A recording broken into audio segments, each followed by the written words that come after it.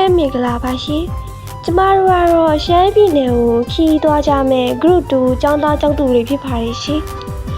ဒီခီးလေးမှာတော့ရှမ်းပြည်ရဲ့တဘောအလှတရားတွေထူးခြားတဲ့ရိုးရာပွဲသဘင်တွေကိုလည်းသိရှိခံစားရမှာဖြစ်လို့ဒီခီးလေးကိုကျမတို့နဲ့အတူအဆုံးထိလိုက်ပါပေးကြဖို့ဖိတ်ခေါ်လိုက်ရပါတယ်ရှင်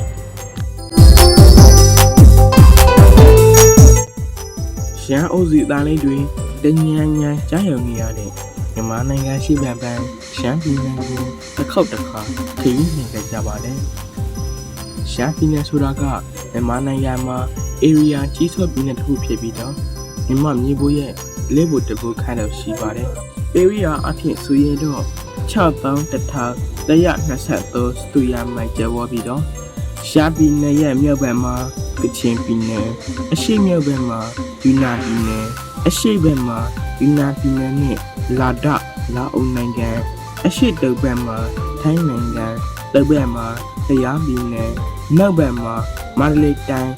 နောက်မြောက်ဘက်မှာစကိုင်းတိုင်းတို့ဖြင့်ဘောရလျက်ရှိပါတယ်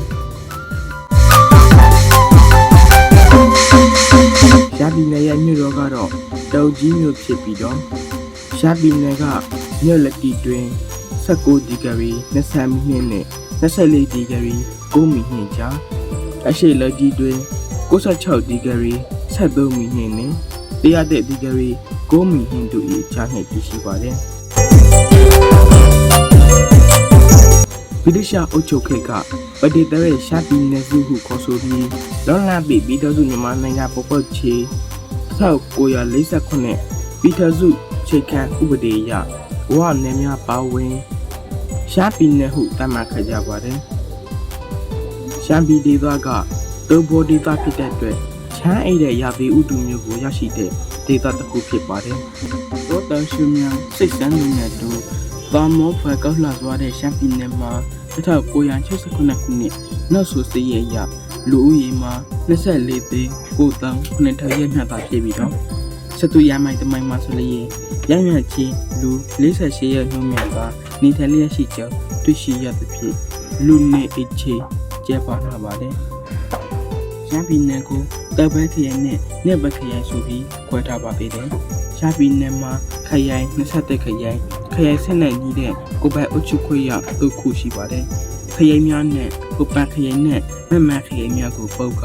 ဝကိုပိုင်အုပ်ချုပ်ခွင့်ရတဲ့ဖြစ်ဖွဲ့စည်းထားပါတယ်။မြို့နယ်ပေါင်း55မြို့နယ်ရှိပါတယ်။ပြည်နယ်ရဲ့ကျဲဝန်းနဲ့နှိုက်ဆောင်မယ်ဆိုရင်လူဦးရေနှံ့ပွားလှပေါ်လဲရှမ်းပြည်နယ်မှာတိုင်းရင်းသားတပွန်သားလူမျိုးစုလင်တွေ့ရပါတယ်။စီးပွားရေးခြေနေကိုဆက်လက်ကြည့်ရမယ်ဆိုရင်တော့ရှမ်းပြည်နယ်ကမြန်မာနိုင်ငံရဲ့ရှေ့မြောက်ပိုင်း၌တည်ရှိပြီးတပွားရင်းမြစ်များနဲ့ရေကြီးမှုဝင်းနှင်းများစွာဖြင့်ပြည်ဝနေတဲ့ဒေသတစ်ခုဖြစ်ပါတယ်။ရှမ်းပြည်နယ်မှာတပွားရင်းမြစ်များစွာပါဝင်ပြီးတတ်တုစွမ်းအင်အဖြစ်ခဲတော့ချီနီပန်မဂနီငွေကြက်မီသွေးစားတဲ့တပ်သူများကိုတွေ့ရပါတယ်။နံပါတ်2နဲ့ပေါ်တွဲတို့သည်နမကျော်တတုတွေ့ဒေသများဖြစ်ပြီးမိုက်ပေါ်တွင်ပပတုခိုပိုးတွင်မဂနီတတုတို့ကိုတွေ့ရပါတယ်။ထိုဒေသမှာတုတ်တန်းမြေပြင်များရေဝဲရေထွက်ကုန်မတဲ့အခြေအနေများကြောင့်စိုက်ပျိုးရေးလုပ်ငန်းများမှာအဓိကစီးပွားရေးလုပ်ငန်းတစ်ခုဖြစ်ခိုင်မာလာပါတယ်။ရှမ်းပြည်နယ်တဝမ်း၌ဆန်ပြုတ်ခုကျိုးစပအပြင်ခရမ်းချီတီမြုပ်တီအလူတို့ကိုလည်းတော်တော်လေးစိတ်ကူကြပါတယ်။အနန္တပိညာဖြစ်တဲ့မဆောက်ချင်းချင်းစောက်ပြီးတို့လည်းစီးပွားရေးအတွက်ရေးပါတဲ့ထုတ်ကုန်များဖြစ်လာကြပါတယ်။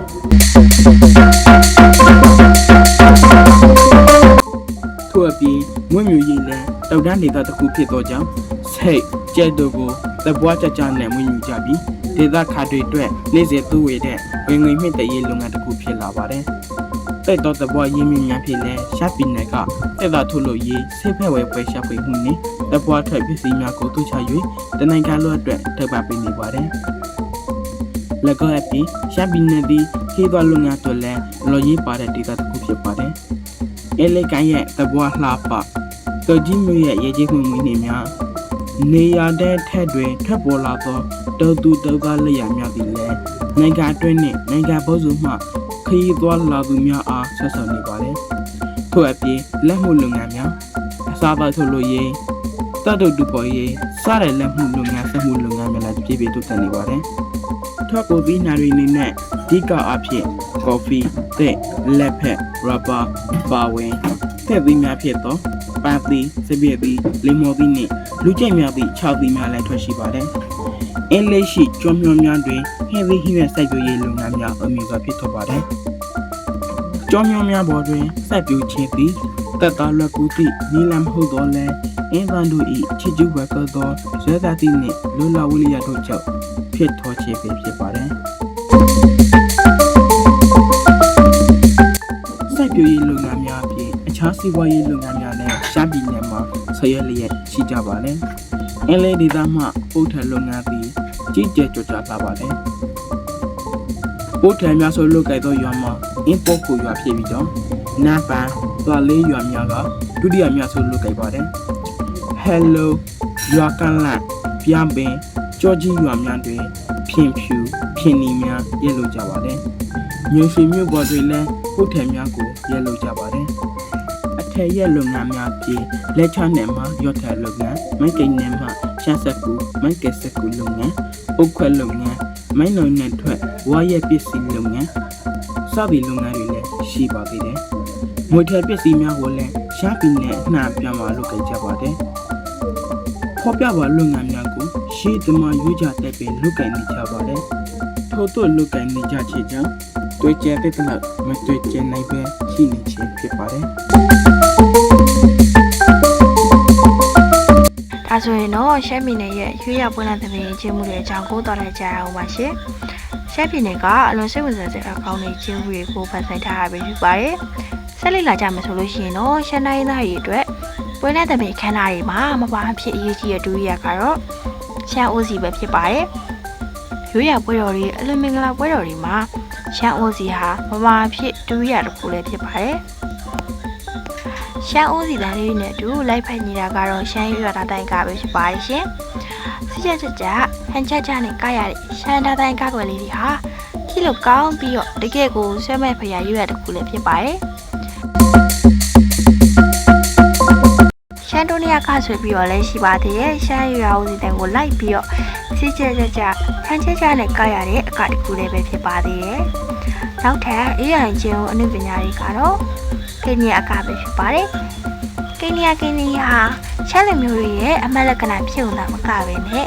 ရှမ်းလူရဲ့မပွားမဖြစ်အကတစ်ခုလိုလည်းဆိုနိုင်ပါသေးရဲ့ရှင်ဒီနယ်အတွင်းမှာရှိတဲ့ထင်ရှားတဲ့ပွဲတော်တွေကတော့အင်းလေးဖောင်တော်ဦးရုပ်ပွားတော်များဒေသစာကြီးကြွဖြူတော်ပူဇော်ခံတော်ပွဲတော်တောင်ကြီးတဆောင်တိုင်းရွေးရမိကုန်မြန်ပွဲတော်တို့မှာလူတီများထင်ရှားပါတယ်ကြောင့်ဒါညမီးပုံမြတ်ပွဲတော်ကြီးရဆိုလို့ရှိရင်မြန်မာနိုင်ငံသားမကပဲနဲ့ကဘာဘာနာမည်ကျော်ကြားတဲ့ရွေးရပွဲတော်ကြီးတစ်ခုဖြစ်ပါတယ်။နိုင်ငံခြားသားတွေမကဘူးပေါ့နော်ဒီပြည်တွင်းခီးသွားတွေပါစိတ်ဝင်စားကြတဲ့ရှေးကြတဲ့ရွေးရပွဲတော်ကြီးတစ်ခုဖြစ်ပါတယ်။တောင်ကြီးမျိုးပြန်ပွဲအစကကတဲပွဲကဟူ၎င်းတောင်ကြီးမျိုးပြန်ပွဲအစကုန်းတာเจ้าကဟူ၎င်းဆွေးစကားတွေလည်းရှိကြပါသေးတယ်။အစိုးရအနေနဲ့ကျွန်တော်တို့ကရှားပြည်နယ်ကိုသွားပြမယ်ဆိုရင်ဝိထားလို့မရတဲ့အင်းလေးကန်ဖော်တော်ဥဖယာပိတယံကူရွှေဥမင်းဖယာမူနယ်ဖယာကိုဟင်းမြို့တုတ်ကြီးမြို့ကပ္ပကြီးဆိုနှိဖယာကြီးနတ်စာမြို့နယ်ရှိနှိဖယာကိုတေတတာဟိုက်ပါရည်တခေါ်ကနားကြရည်တခေါ်တို့ကလည်းတွားလဲခဲ့ပါသေးတယ်ရှားပြည်နယ်ရဲ့ဒေသရိုးရာစစရာတွေဖြစ်တဲ့ရှားခတ်ဆွဲတူဟူနေတူဟူကျော်ခေါ်ဖို့စားတဲ့ရှမ်းရွရစစတွေကိုဒီဆိုင်ရင်ရလာခဲ့ကြပါတယ်။အချုံအနေနဲ့ပြောရမယ်ဆိုလို့ရှိရင်ရှမ်းပြည်နယ်ကမြန်မာနိုင်ငံရဲ့အကြီးဆုံးပြည်နယ်တစ်ခုဖြစ်ပြီးတော့တဘာဝလာပါတောင်တန်းတွေတပ်ထုနဲ့စိုက်ပျိုးအရင်းမြစ်တွေနဲ့ဒီစီးပွားရေးအခြေခံတန်ဖိုးမြင့်ဒေသတစ်ခုဖြစ်ပါတယ်။ဒါတွေမကသေးဘူးပေါ့နော်။ဟီကျင်းမမွေးနေ့တဘာဝအလှပတွေကိုပေါင်းဆက်ထားတဲ့အတွက်ကြောင့်မလို့ခီးသွားရဲ့အတွက်သင်ရှားရည်နေရာတစ်ခုဖြစ်နေစေပါရှင်။ရှမ်းပြည်နယ်ကိုသွားရတာအရန်ကိုပျော်ရွှင်ရကောင်းပြီးတော့စိတ်ထဲမှာအမြင်ဆွဲမဲ့နေမိပါကတော့အမှန်ပါပဲလို့ပြောကြရင်းနဲ့ဒီအဆုံးထိဒီလိုက်ပါကြည့်ပေးကြတဲ့တူတယောက်ချင်းစီတိုင်းကိုအထူးပဲကျေးဇူးတင်ရှိပါရဲ့ရှင် ကြောက်က